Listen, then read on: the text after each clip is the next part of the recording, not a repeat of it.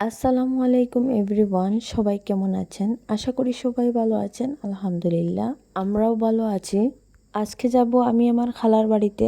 এইদিকে বাচ্চাদেরকে বলছিলাম গোসল করিয়ে দিব, বাচ্চারা নিজে নিজে গিয়ে গোসল করে নিয়েছে। গোসল করে ওরা নিজে নিজে এক ভাইয়ে আরেক ভাইকে লোশন লাগিয়ে দিচ্ছে। অনেক দিন আগে থেকে আমার মেজো খালা আমাদেরকে দাওয়াত করছিলেন।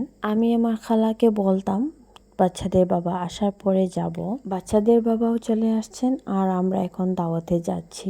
আমার খালা একটা নতুন বাড়ি করেছেন, তাই এতদিন ধরে ভাবছিলাম যাব। আমাকে আর একা যেতে দেয়নি বাচ্চাদের বাবা। ফাইনালি বাচ্চাদের বাবা আসার পরে আমাদের যাওয়ার হুকুম হয়েছে। রেডি হয়ে অপেক্ষা করছিলাম বাচ্চাদের বাবার জন্য। ও মিষ্টি আনতে গিয়েছিলেন। অনেকক্ষণ অপেক্ষার পর ফাইনালি চলে আসছি আমরা আমার খালা বাড়িতে। এই বাড়িটা নতুন, এখনো সাজানো গুজানো হয়নি। যেতটুকু হয়েছে মাশাল্লাহ অনেক সুন্দর হয়েছে। আমাদেরকে দিয়ে দিয়েছেন খাবার, সেমাই খেয়ে নিয়েছি। এখন বড়া দিয়ে দিয়েছেন, ডালের বড়া, যে এত মজা হয়েছিল। এইদিকে চাও বানিয়ে দিয়ে দিয়েছেন। পুরানো বাড়িতে আমরা 2বার গিয়ে দাওয়াত খেয়েছি। এই বাড়িটা নতুন, তার জন্য আমাদের আর আওয়া হয়নি, প্রায় 1 বছর হয়ে গিয়েছে। এখন আমাদেরকে দাওয়াত করলেন, তাই আমরা চলে আসছি। আর এত বড় বাড়ি ছিল, এত সুন্দর ছিল। তাদের উপরে উঠে আমরা ঘুরে ঘুরে দেখছিলাম। আর এখানে জলপাই আচার দিয়ে দিয়েছে। আমি আর আমার ছোট বোনের জামাই হাত দিয়ে খেয়ে নিয়েছি। বাচ্চাদের বাবাকে একটা দিয়ে দিয়েছি।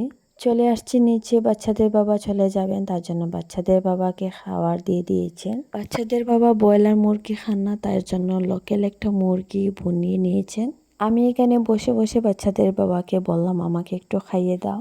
আমরা এখন খেতে বসে গিয়েছি। এইদিকে প্লেট ভরে খাবার দিয়ে দিয়েছেন। বলো তো কোনটা খাবো?